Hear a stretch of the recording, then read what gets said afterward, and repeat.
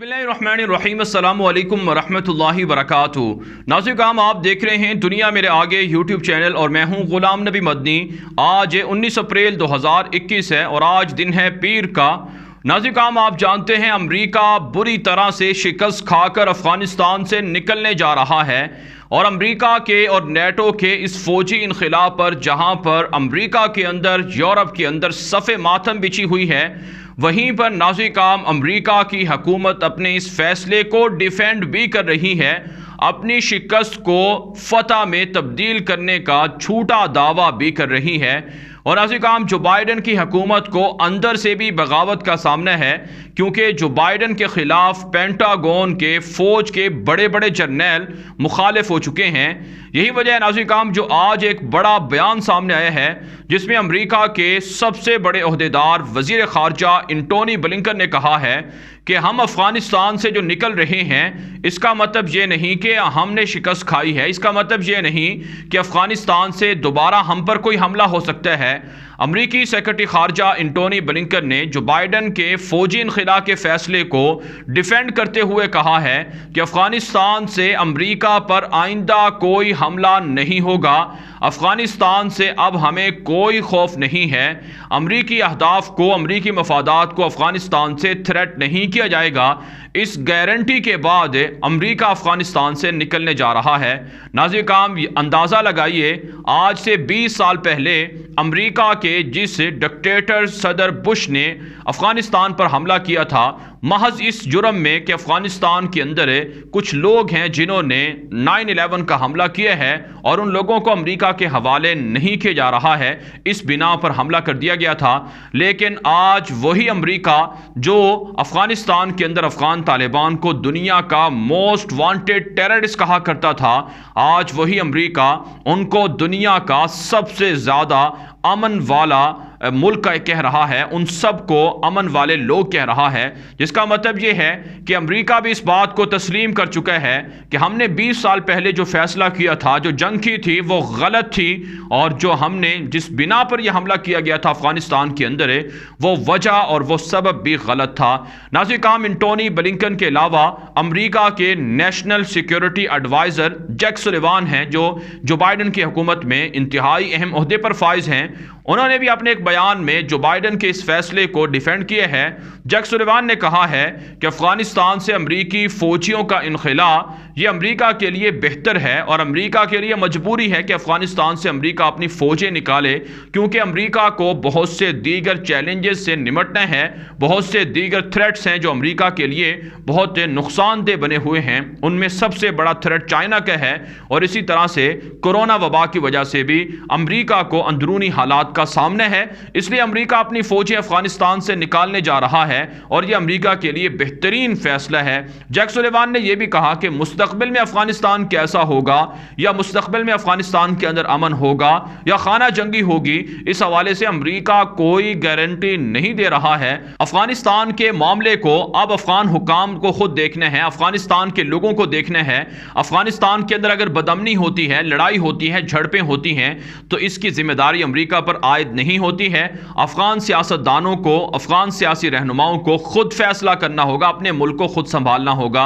नाज़रीन, अमरीका के ये जो दो बड़े ओहदेदार हैं, इनके बयानात से आप अंदाज़ा लगा सकते हैं कि अमरीका किस कदर जिल्लत में, शिकस्त के अंदर पशेमानी महसूस कर रहा है, शर्मिंदगी महसूस कर रहा है और किस कदर अमरीका को अंदर से तकलीफ है कि आखिर हम क्यों हार गए हैं। हम दुनिया के ताकतवर लोग थे, हमारे पास दुनिया का बेहतरीन असला था, हमारे पास दुनिया की बेहतरीन टेक्नोलॉजी थी, हमारे पास हमारे साथ दुनिया के 44 मुल्क खड़े हुए थे, आखिर क्या वजह बनी कि हम हार गए हैं। अंदर की जो मीटिंग्स हैं, अंदर से जो इन लोगों के अंदर जो एक पशेमानी है या आप कह सकते हैं शर्मिंदगी है शिकस्त की वजह से, वो बयान नहीं हो रही है। इसलिए झूठे बयानात देकर इस शिकस्त को फतह में तब्दील करने की कोशिशें हो रही हैं।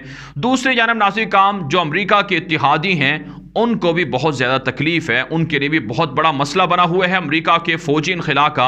आप जानते हैं अमेरिका ने काबुल हुकूमत को ख़रीदा, काबुल के अंदर ऐसे लोगों का एक गिरोह बनाया जो अमेरिका की हिमायत के साथ है अफ़गानिस्तान पर मसनूई हुकूमत कर सकें। जी हाँ नाज़रीन, काम मेरी मुराद अशरफ गनी, हामिद करज़ई जैसे लोगों से है। इन लोगों ने अब अमेरिका के फ़ौजी इनखला पर अपने ही इत्तेहादियों को ताने देना शुरू कर दिए हैं। अशरफ गनी की जानिब से अपने एक ताज़ा बयान में कहा गया है, बड़े चीखो पुकार के अंदाज में अशरफ गनी ने कहा है कि जो लोग डरते हैं, डरपोक हैं, बुज़दिल हैं, वो अफगानिस्तान से भाग जाएं, अफगानिस्तान से निकल जाएं, उनका अफगानिस्तान के अंदर कोई हक नहीं है। नाज़रीन काम, जी हां, अफगानिस्तान के अंदर अशरफ गनी उन लोगों को डरपोक कह रहा है जिनकी ताकत की बदौलत अशरफ गनी ने हुकूमत की, हामिद करज़ई ने हुकूमत की और जिनके ज़रिए से निहत्ते अफगान शहरियों का कत्लेआम हुआ। आप जानते हैं नाज़रीन काम, अगर अफगानिस्तान के अंदर अमेरिका या नेटो की फोर्सेस ना होती तो एक दिन भी अशरफ गनी या काबुल हुकूमत ना चल पाती। ये पूरी दुनिया इस बात को तस्लीम करती है। इसलिए नाज़रीन काम, अब अशरफ गनी बहकी बहकी बातें कर रहा है और ऐसी बातें कर रहा है यकीनन जिसका कोई भी जवाब भी नहीं बनता है और किसी भी तरह से अशरफ गनी को अब गिले शिकवे करने की भी जरूरत नहीं है क्योंकि उनका टाइम खत्म हो रहा है। यही वजह नाज़रीन काम, अब अमेरिका से गिले शिकवे करके अशरफ गनी अमरीकियों को या नेटो को अफगानिस्तान के अंदर रोक नहीं सकते हैं। उनकी ताकत के जरिए से अफगान तालिबान पर, अफगान शहरियों पर हमला करके इक़्तिदार को मजबूत नहीं कर सकते हैं। इसलिए अब अशरफ गनी हुकूमत की जानिब से ईरान से और इसी तरह से भारत से रब्ता किया जा रहा है।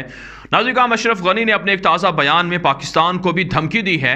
पाकिस्तान के बारे में कहा है कि पाकिस्तान को फैसला करना होगा कि पाकिस्तान अफगानिस्तान के ब्लॉक में है, यानी काबुल हुकूमत के ब्लॉक में है, या फिर तालिबान के ब्लॉक में है। अगर पाकिस्तान तालिबान के ब्लॉक में है तो फिर हमारा पाकिस्तान से ऐलान जंग है, और अगर पाकिस्तान तालिबान के ब्लॉक में नहीं है तो फिर ऐलानिया अशरफ गनी की हुकूमत को, जमहूरी हुकूमत को सपोर्ट करना होगा। तो ये धमकी अशरफ गनी की जानिब से पाकिस्तान को भी दी गई है। पाकिस्तान के वज़ीर ख़ारजा शाह महमूद कुरैशी ने कहा है कि पाकिस्तान अफगानिस्तान से मुनज़्ज़म अंदाज से और एक मजबूत तरीके से फ़ौजी इनखला चाहता है। पाकिस्तान अफगानिस्तान को सपोर्ट करता है और रहेगा। पाकिस्तान ने अफगानिस्तान की जंग की वजह से बड़ी कुर्बानियां दी हैं, लिहाजा पाकिस्तान पर यह इल्ज़ाम आयद ना किया जाए कि पाकिस्तान अफगानिस्तान के अंदर अमरीकी फ़ौज के इनखला के बाद किसी भी तरह की बदअमनी का जिम्मेदार होगा। आप जानते हैं नाज़रीन काम, अफगान तालिबान की कुर्बतें पाकिस्तान के साथ ज़्यादा हैं। पाकिस्तान ने अफगान तालिबान और अमरीका के दरमियान फ़ौजी एग्रीमेंट करवाया, मुआहदा करवाया, और इस जंग से जहां अफगान तालिबान को नुकसान पहुंचाया गया वहीं पाकिस्तान को भी नुकसान हुआ है।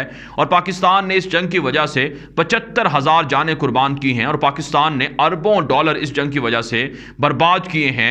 और ये सब कुछ अमेरिका की बदमाशी, नेटो की बदमाशी की वजह से हुआ है।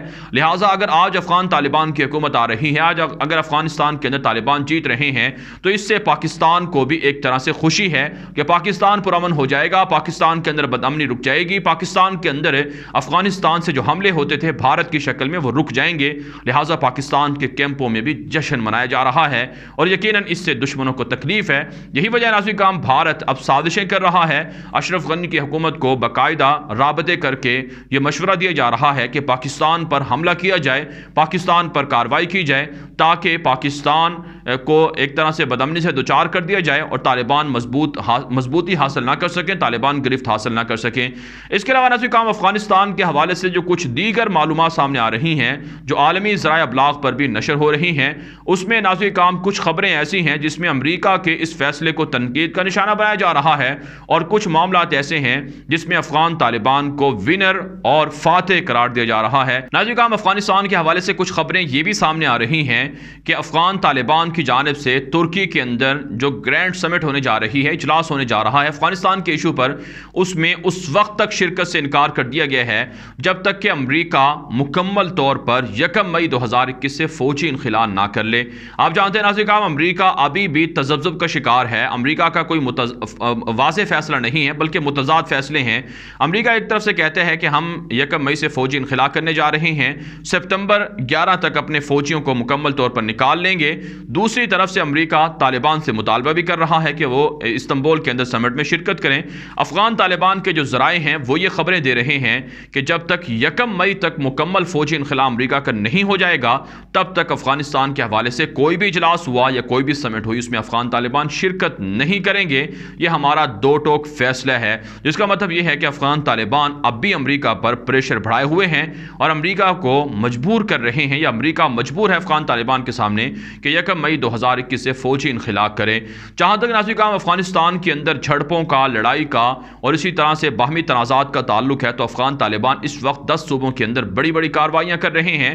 काबुल हुकूमत के मातहत चलने वाली जो फोर्सेज हैं वो भी दावा कर रही हैं कि हमारी कार्रवाइयों के अंदर तालिबान को शिकस्त हो रही है, तालिबान से कई इलाके छीने जा रहे हैं और कई तालिबान के कमांडरों को, मुजाहिदीन को शहीद किया जा रहा है। लेकिन नाज़रीन दूसरी तरफ अगर देखा जाए तो अफगान तालिबान के तर्जुमान ज़बीहुल्लाह मुजाहिद ट्विटर अकाउंट पर वक्तन फ़वक्तन अपडेट्स दे रहे हैं, जिनमें लिखा जा रहा है कि मुख्तलिफ सूबों के अंदर उनकी गिरफ्त मजबूत हो रही है। सुबह गजनी के अंदर, सुबह बख्तिका के अंदर, नंगरहार के अंदर, कंधार के अंदर, जाबुल बगलान के अंदर और इसी तरह से हेलमंद के अंदर अफगान तालिबान ने ज़्यादा असर रसूख हासिल कर लिए है। काबुल फ़ौजों से फ़ौजी मराकज़, फ़ौजी यूनिट छीन लिए गए हैं और उनको वहाँ से निकाल दिया गया है। नाज़रीन अफगान तालिबान के अंदर के ज़राए ये भी खबरें दे रहे हैं कि मुस्तक़बिल में खाना जंगी से निमटने के लिए अफगान तालिबान ने एक बड़ी हिकमत अमली भी तय कर ली है और इसके लिए जो नई फ़ौज तैयार हुई है, इस नई फ़ौज को जिम्मेदारियां भी सौंप दी गई हैं। मुख्तलिफ इलाकों को तकसीम कर लिया गया है और इन तकसीम किए हुए इलाकों के अंदर जहां पर सबसे ज़्यादा खाना जंगी का खदशा है वहां पर जदीद फ़ौजों को डिप्लॉय करना या कमांडोज को मुतय्यन करना भी शुरू कर दिया गया है। नाज़रीन अफगानिस्तान के हवाले से आने वाले 10 से 15 दिन इंतहाई अहम हैं। जैसे ही अप्रैल का महीना ख़त्म होगा, अफगानिस्तान से अमरीकी फ़ौजी इनखला अगर मुकम्मल तौर पर ना हुआ तो हो सकता है अफगान तालिबान अमरीका पर हमले शुरू कर दें और यह भी इम्कान है कि अगर अमरीका झुक जाए और मज़ीद अमरीका के फ़ैसले तब्दील हो जाएं तो जिस तरह से हंगामी बुनियादों पर अमरीका का जो फ़ौजी इनखला है वो शुरू होने जा रहा है, इसमें यह भी मुमकिन है कि मज़ीद तालिबान की जानिब से 15 से 30 रोज़ की एक्सटेंशन दे दी जाए, यानी 1 मई से 30 मई तक की डेडलाइन दे दी जाए। लेकिन इससे ज़्यादा अफगान तालिबान देने के लिए तैयार नहीं है। नाज़रीन इस वीडियो के हवाले से आपकी क्या राय है, अपनी राय कमेंट के जरिए से ज़रूर हम तक पहुँचाएँ।